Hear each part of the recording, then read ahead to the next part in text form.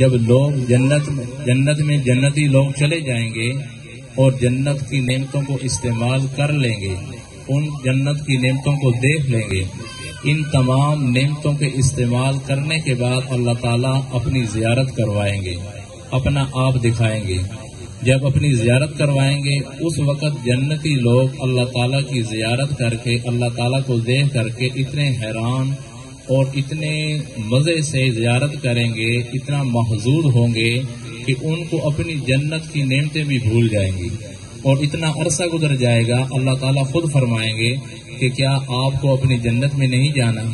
اس کے بعد پھر اللہ تعالیٰ طے فرمائیں گے کہ ہماری زیارت کے لیے کون کب آ سکتا ہے۔